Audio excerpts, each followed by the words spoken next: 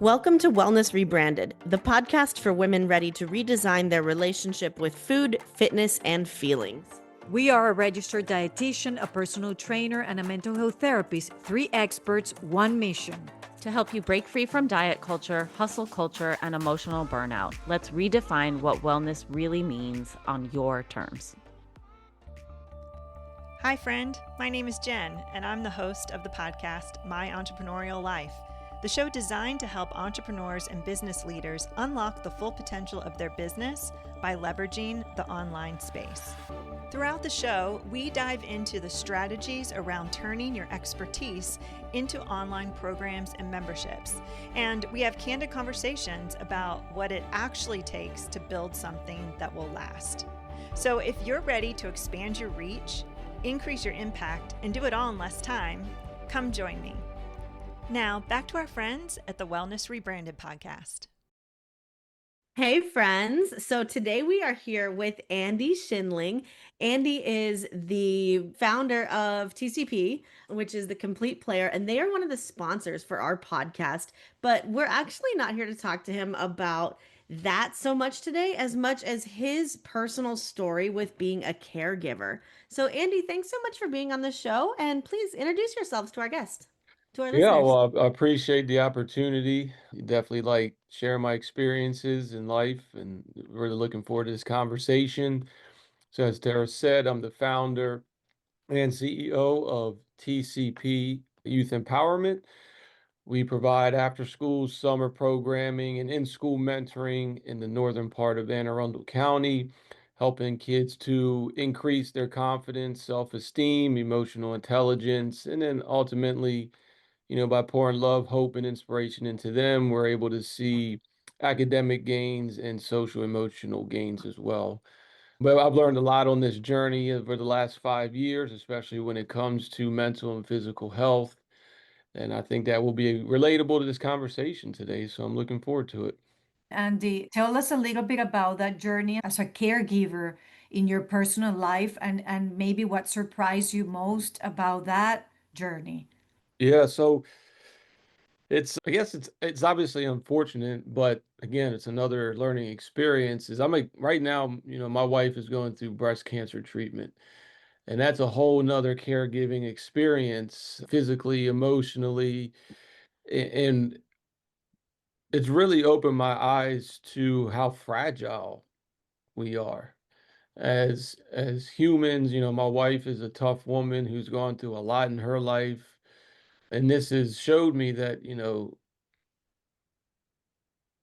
emotional toughness is almost more important than physical toughness.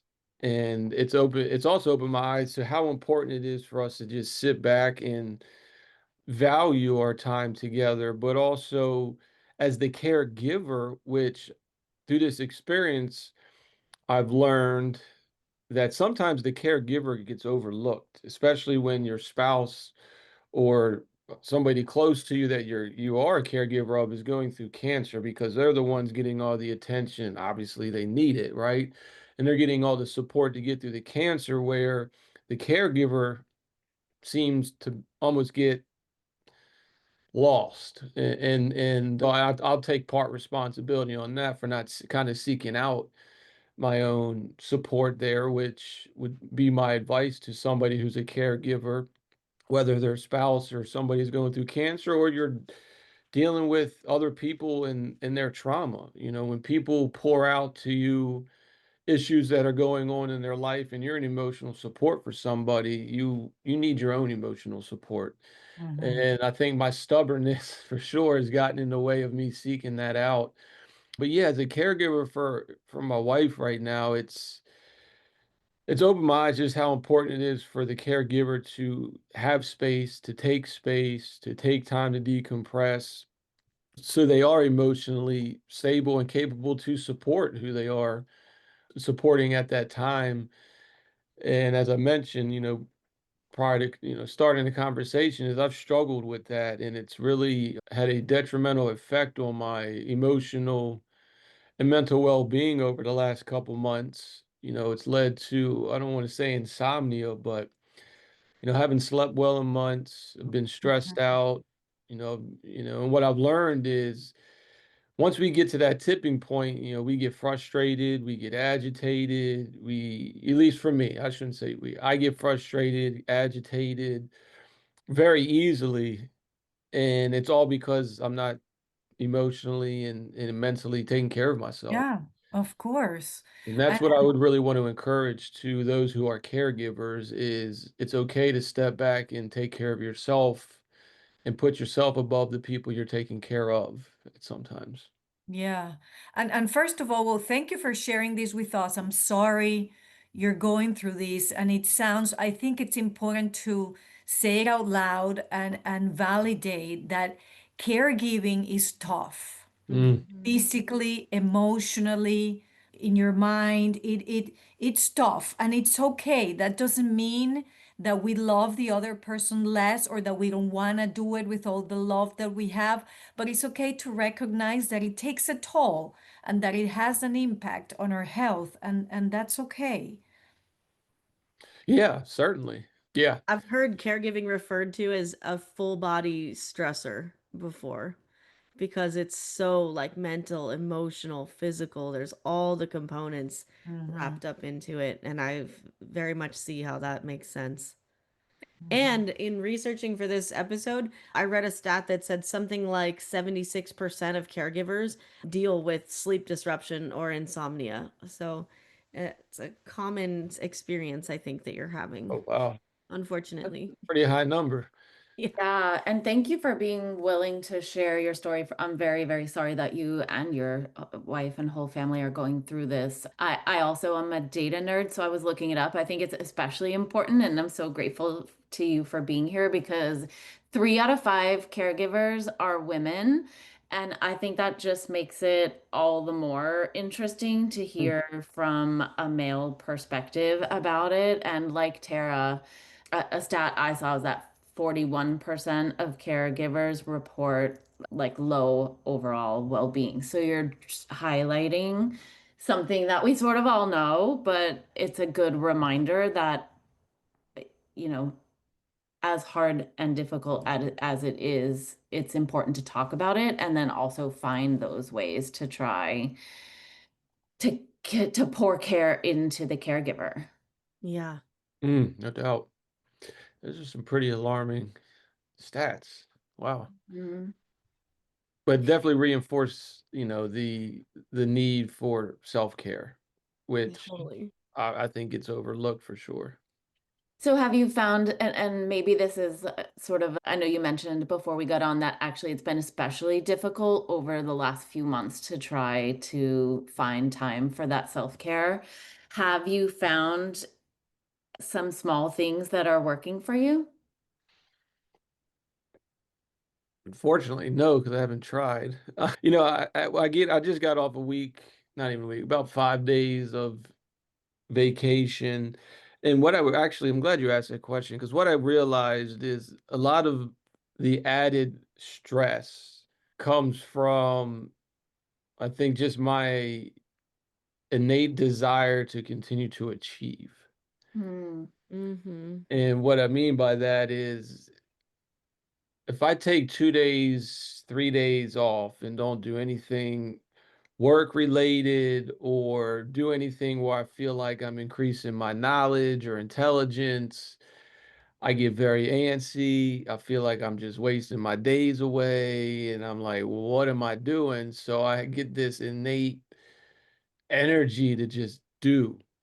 And then Hmm. it leads to just well, getting on the phone. I mean, I do know, phones are a problem, for your physical or at least for your mental and emotional health. Because it just puts us in a mindset of always seeking, seeking, seeking, never letting our brain calm Mhm. down. So I did realize that over those days where I didn't get on my phone, intentionally got off of it, I felt a little de-stressed. So that is maybe one area where I'm going to be using more. But I think society in general has engraved in us that we need to be doing, doing, doing, whether you're male or female, and achieving, achieving, achieving to where it's created just a culture of stress and anxiety and worry, obviously all having, negative effects on our emotional well-being, which, I mean, the data shows, across the country, doesn't matter what age you are, we're all struggling now.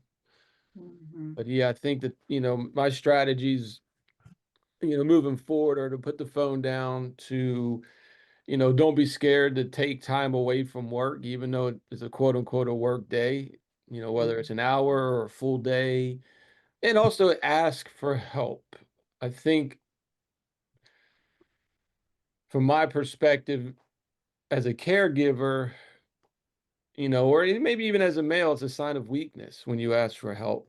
And I think we need to start encouraging people even more to ask for help. And I think that's something I'm going to start doing, is asking for that help. Hi, I'm Alice Ann Loftus, the founder of Leading Lady Coaching. As a business coach, consultant, and leadership expert, I help high-achieving women build successful, sustainable businesses without burnout. With years of experience as an entrepreneur, I know firsthand the challenges women face in business and leadership.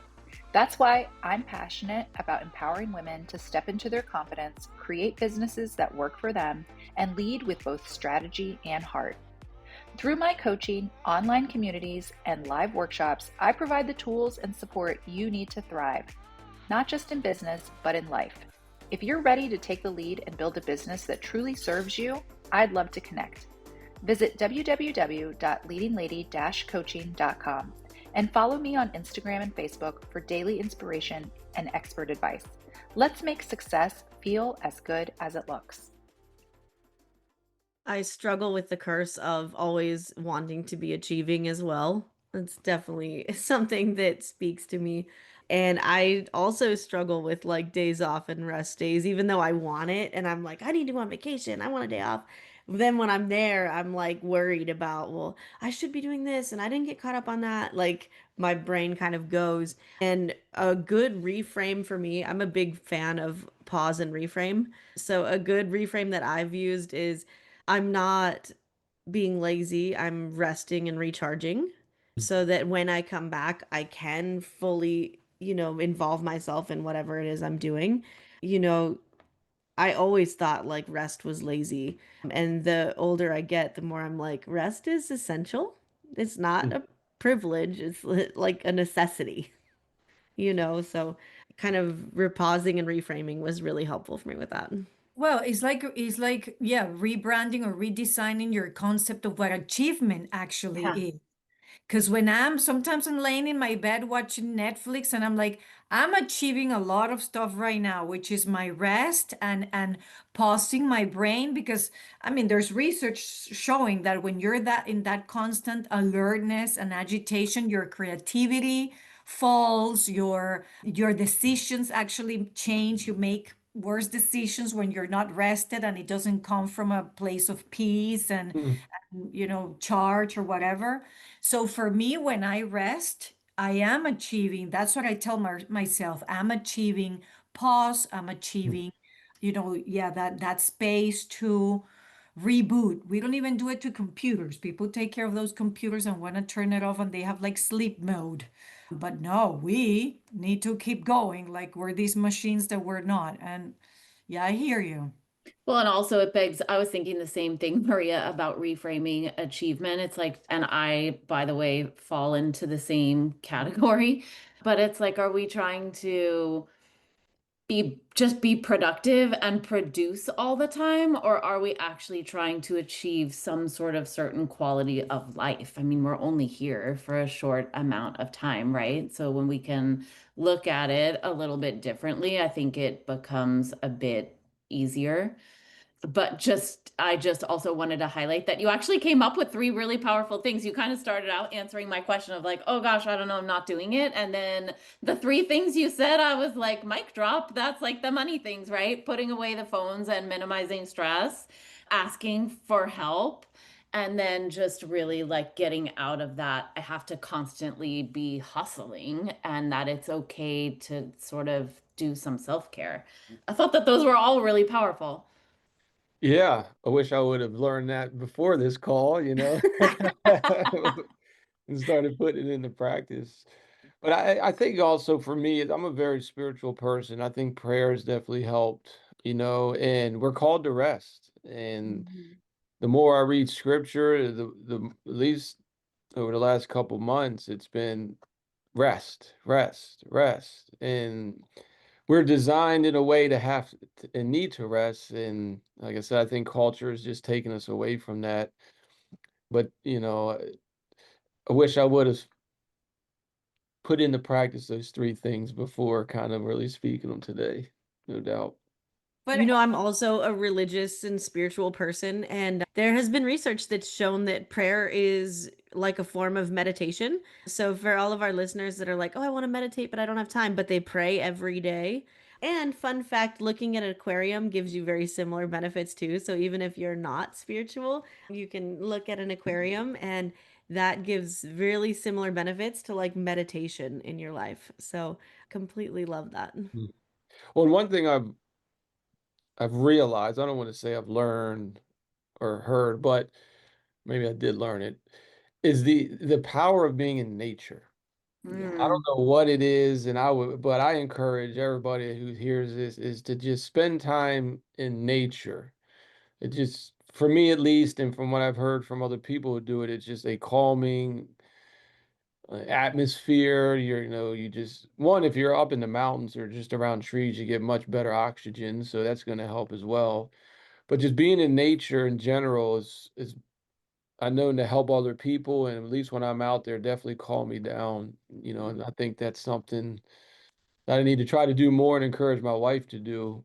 And I would encourage all the listeners to do is to get out in nature and enjoy the peace and tranquility. I'm a major, major nature lover, and so I couldn't agree more. And there is also loads of research on that in terms of mental health. But I wanted to circle back to something that you said a minute ago, which I think a lot of us tend to do is sort of like, well, but I wish I would have practiced it before. I wish I would have been putting it into practice. And I think that's like a natural tendency that we all have to kind of beat up on ourselves for the things that we didn't. But you know what you know when you know it. And also, we need to give ourselves grace, like, especially when you're in that caregiving role and there are things going on that, it's understandable that maybe you weren't doing it right away. Your heart was, concerned and worried about your wife and kids you take care of and all of the things. So I just wanted to highlight that as I think self-compassion for the Mm, caregiver is really, really an important piece of the puzzle. very important. Self-compassion. I don't think I've heard that word or phrase in a while. Like it's very important, and I think, and I wonder, curious, like when you hear the word, and I guess this can be a question for all of you, is like when you hear the term caregiver, what do you think?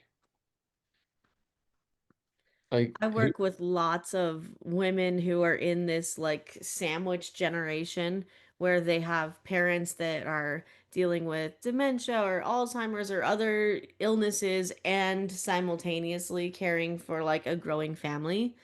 And it sounds super challenging to be in that position, but that's typically where my first thought goes is someone who's taking care of everyone else and probably forgetting to take care of themselves. mm, I would say I tend to think of that, or I also think similar to your situation as someone who is taking care of a loved one that, may be going through some sort of health challenge. But honestly, I think many of us are caregivers in different ways, right? You can be caregiving for just, raising a family and growing children. In your case, you're doing caregiving at your job. You can be caregiving for your pet, right? We all, in some way, shape, or form, play the role of caregiver. But obviously, there's levels to that. mm, Mhm. yeah, same for me. A person who provides care or support to someone else. It doesn't have to be everyone. It can be one person or it could be many. but it's providing that care to someone else. And that's why it's so tricky. And we were talking about it because sometimes we think that providing care to others means forgetting about the care we need to give ourselves. And that's when I think the trickiness of it comes, right? Because we can always give more of ourselves when we care for ourselves as well, right? Mm. So I always say that when we care give does not necessarily means that the needs of the other person are more important, is that they are as important as ours. So is that job of doing both. And that's what it can be tiring and it can take a toll, like we were saying, and it because it's we all have needs and we're good human beings, by nature, usually most of us. So we want to have people feel cared and good. And for me, also a caregiver, whether this is based on reality or evidence or scientific research or not, comes a lot with that pressure of evaluating how good of a caregiver we are depending on the result or how the other person feels. Does that make sense? Like it comes with that responsibility that I am in charge for that person's care. And that's heavy. I think it's such an important thing what you said, Maria, is because I think that without realizing it, many people think that when they're in the caregiving role, it means that the other person's needs are actually more important in this moment than yours. And I just want to like highlight what you said, which is they're not more important. They're maybe in this moment as important. But Mhm. I'm curious how kind of all of that landed for you, Andy, since you're the one that asked the question. I appreciate that it was all different perspectives, right? You all had, it wasn't like it wasn't a common answer, right? I think we all are caregivers in some capacity. Yeah, I was just curious, coming from the female perspective, is like in your mind, what is a caregiver? And because I never think much about it, as a caregiver, but what you and Maria just said there at the end smacks me in the face because for many, I mean, I look at TCP as a ministry. This is not a job for me. This is something I was called to do. And in that same respect, you know, I look at my employees as my sheep that I'm responsible to shepherd, and I absolutely focus more on taking care of them than myself. Hmm. And as a business owner, which obviously it's a nonprofit, it's not owned by me, but as somebody that starts a business, owns a business that is in a position of quote unquote authority or the managing of other people, and that you actually care about your people, it's very taxing because you have that extra burden. Okay. Sometimes I think about like, man, I wish I could just go work for somebody else and just do my job and go home, right? But at the end of the day, for me, it's like, well, how fulfilling is that? Right? If I'm not impacting and serving and pouring into somebody else, I guess that can be considered maybe like a caregiver.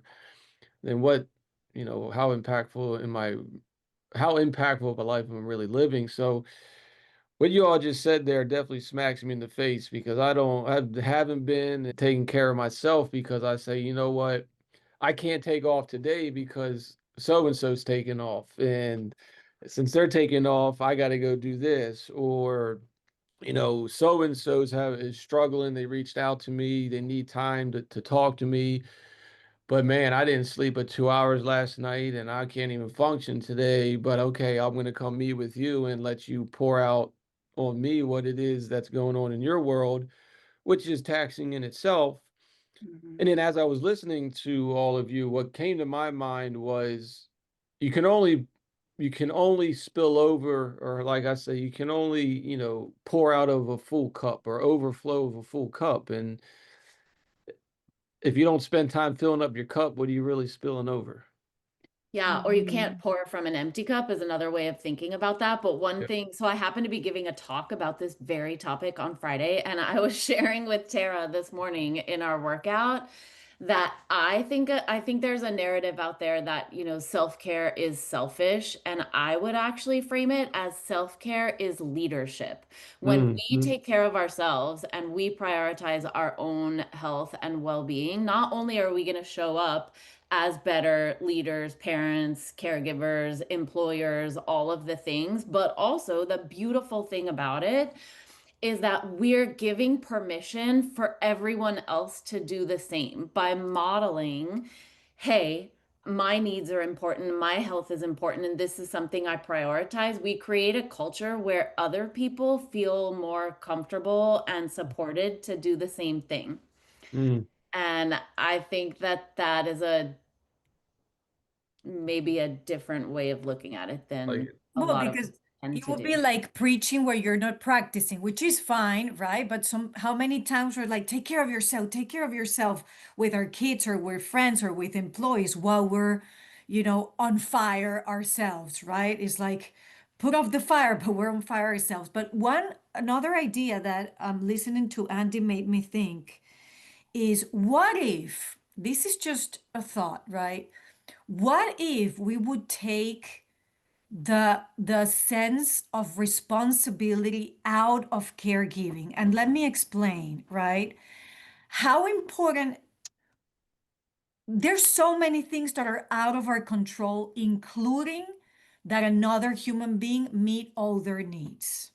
We have no control over that.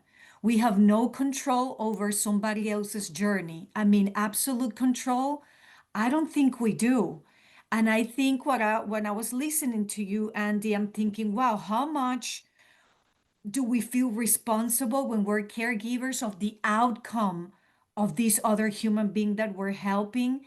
And how much will it help everyone if we take that load a little bit, because at the end, we're not fully responsible. I think as caregivers, we can make the path a little smoother and we can put resources out there for somebody else. But are we really, truly responsible? Or is it really completely in our control what that care is going to look like? Does that make sense? What do you guys think about that? Yeah, I love that. And I think like the root of a lot of this is that we are glorifying burnout. Like society has this thing where, I'll rest when I'm dead and, water's for the weak, that kind of stuff. So by glorifying burnout, we're not getting the support we need, and we're also not demanding the support that we need. But also that thought, like, I mean, when my mom got cancer, I dropped everything I had. I had a 1-month-old baby. I stopped breastfeeding. According to me, I was pumping all the way in Venezuela, but I dropped everything to go see my mom. And in my head, at that moment, I felt that I needed to save her, that as a caregiver, I went there to hold her hand to make sure that she was drinking natural juices, that, freshly squeezed juices, that she was, that when we went to the doctor, I was asking the right questions. I assumed that role, that I needed to have the answers, that I needed to have all the information to help her through this journey, that I needed to figure out. I remember I even Googled that. I saw some research that if you would give somebody with cancer breast milk, that it would help with antibodies and stuff. And I remember going to her doctor in Venezuela and me saying, hey, I'm here pumping and dumping, because I have a 1-month-old. What if I give it to my mom? And he looked at me like, really? Like, are we that? Like, what? First rule of caregiving, do not Google. But it shows my whole point here. And I see it also with my kids. I am the caregiver of my kids. They have food and clothes and they can get to places because I drive them. I provide that care and it comes with so much responsibility that I have put on myself. Those high expectations that you are the better caregiver if you accomplish, going back to the accomplish talk, something. So, am I making sense here? Because I see it perfectly in my head, and this is when I hate English as a second language because I have the idea perfectly in my head. My question is, what if as caregivers, we just question ourselves for a minute and go deeper and say, how much pressure am I putting on myself that really I need to let go to become even a better caregiver? Well, it's been a great conversation. I think both of my cheeks been smacked now. What I keep hearing from you as you're speaking, Maria, is we try to play God and we're not God. Or maybe God's telling me you're not me, Andy, because it's like we have I would say to the extent if we're caretakers for kids, we do have some control of their daily life, right? But for me, and when I'm dealing, or if we're dealing with adults and, spouses, whatever, to your point, we can't control the outcome. We don't have any control if we actually think about it of what happens to this person. And, you know, and you said this earlier is we're not practicing what we preach. And I realized that, as I'm trying to take care of my wife, I'm saying, well, stop worrying about this. Like, just because you do this doesn't mean that this outcome is going to be here, or just because you take the chemo pill doesn't mean it's not coming back, right? There's no control, right? But at the same time, it's like I'm over here trying to control things and do all this. And to your point, Maria, it's like I got to go serve my employee, because if I do that, they're going to be in a better mental state, emotional state to do for themselves, but then also to serve the kids. But at the end of the day, it's like, as much as we want the other person to be healed or to be comforted, what we do works in that moment, but we don't have any control over if what we do in that moment is going to have a long-term effect, right? But it just hit me. It's like sometimes I think unknowingly we try to play God and feel like we have all this control and power when in reality we don't. Or is that desperation that comes out of love? Now I hear you Uh, say that. And I think, for example, in my mom's case, it was so much love that I'm like, you come out of yourself, like you would do anything, right? Because it hurts so much that we have to overdo. is it love or fear or both? Both love, fear, Yeah. frustration, difficulty accepting what we can control and we cannot control. It's all of it. And it's a tsunami of so many emotions that or the fear even of failing. If it's, if when I think about my kids, the fear of failing, whatever failing is in my head as a mother, or the failing of a daughter that has lived in the US for so long and not spending time with her mom, in my case, right? So is that all that comes out when you find yourself in a challenging situation, in this case, the illness of a Mm. family member, that all those emotions do guide the way we care give. And being led by our emotions, is that always the best thing? Dude, and let me just point out too that I don't think that anyone that we're providing care for wants us to sacrifice our well-being. Hmm. Like I think in the situations I've been in, my family would have been mortified if they knew I was letting my health suffer because I was caring for them.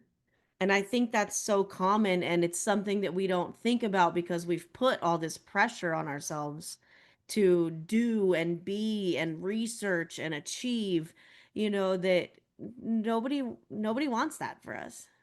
They just To want your us to point, be there and love when, them. when my employees, when I told my employees I was taking a 5-day vacation, they all got excited and cheered. And they all Yeah. said, finally. It's Yeah. like, you need it. That's a way that Right. And Please take I that texted vacation. one of them just to check in, and his response was, I'm not allowed to talk to you. You're on vacation. Right. So Those are it the is employees we need in our life. That's the support exactly, we need.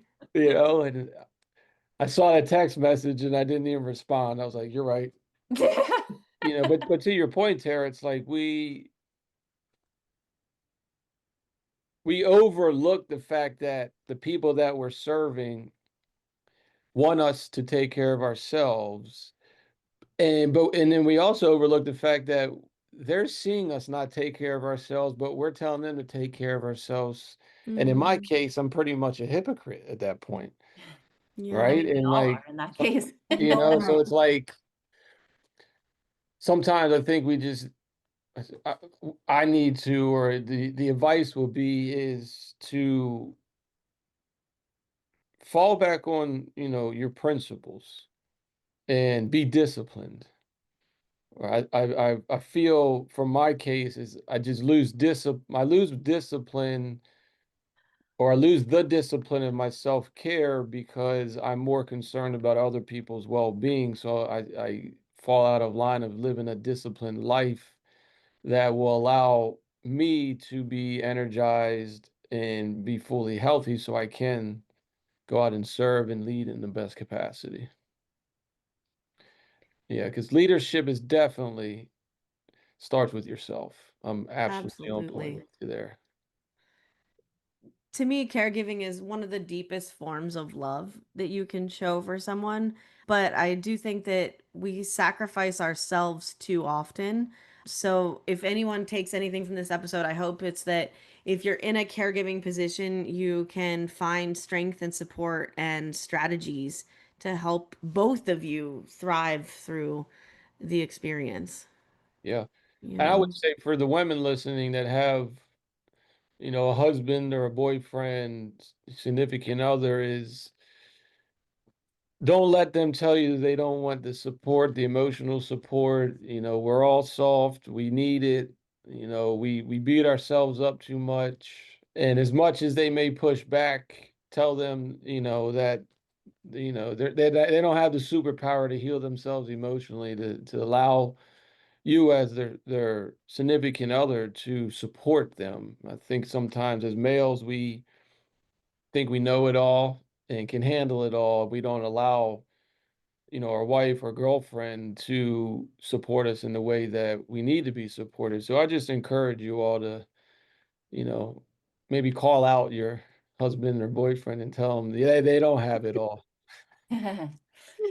I think also one thing that I would want to kind of piggyback or add on to that is that I think sometimes when we think about self-care, we have this idea in our mind that it has to be some big overwhelming thing. And I think the smaller you can make it, the more effective it can be. So even just like taking a pause and taking a few deep breaths, or going out in the sunshine for 5 minutes, or just like throwing a serving of vegetables on, or taking a 10-minute walk to de-stress, like the small things are so much easier to weave into your day, and they really are very, very powerful. So if anyone is just sort of still completely daunted at the idea of it, go small, like as small as you can, and see how that works. Yeah, I You like know, that. we love snacking here at Wellness Rebranded, and that sounds like self-care snacks, Elizabeth. It does sound like self-care snacks, doesn't it? If you're Yeah. wondering what I'm talking about, listeners, go listen to the exercise snacks episode because we talk all about exercise snacks, mental health snacks, actual snacks, and now we can add self-care snacks to it. By the way, exercise snacks have nothing to do with eating something, as I thought. Definitely Much to don't. Maria's dismay. Yes, so go listen. So yeah. That's hilarious. I like Well, that. Andy, I That's feel like funny. this has been a really powerful Me too. conversation. Can you tell everybody where they can find you, how they can support TCP? Yeah. We'll link it all in the show notes, but we'd love to hear it from you too. For sure. TCP Youth Empowerment.org. We're on Instagram and Facebook at the handle of at TCP Youth Empowerment. We do a little bit on X. That handle is at TCP_YE. But we dealing with a lot of professionals here, so I would highly encourage you to check us out on LinkedIn. Our page is The Complete Player Charity, or under my name, Andy Schindlin, you can find it. But yeah, engage with us. If you want to learn more, feel free to reach out. and to hopefully you get a kind of idea of, the care that we give our kids and how we nurture and develop them. But I appreciate the time today. This was very fulfilling. You definitely, like I said, woke me up, smacked me around a little bit, gave me things to think about, and that I need to just pray about it. And I'm encouraged by today because it's opened my eyes to some new things, especially those snacks. Andy, thank you so much for sharing your story, your advice, your insights, your lessons. Thank you for taking this time to chatting with us. It was a pleasure chatting with you, and I myself learned a lot of things that made me think of things that I wouldn't have without this episode. And also, oh, sorry, can I just add, thank you so much for TCP for being a sponsor. We're so proud to Yes. partner with you guys. You're doing amazing work in the community and leading with heart. I can tell in all the areas of your life. So thank you. Yeah. And for those of you listening, if you like this episode, don't forget to share it, download it, share other episodes, and we would love to keep these and many other conversations here on Wellness Rebranded. See you next time. Thank you for listening. If you want to connect with me outside of this podcast, you can find me on Instagram at coaching_therapist. I'm Elizabeth. You can find me at Elizabeth Harris Nutrition or in my Facebook group, Health and Healing with Intuitive Eating. And I'm on Instagram and Facebook at Tara De Leon Fitness. Guys, if you loved this episode or any of our other episodes, we would love it if you would leave us a review on Apple Podcast. It really, really helps us get the non-diet word out to the rest of the world. So please leave us a review. Yes, thank you.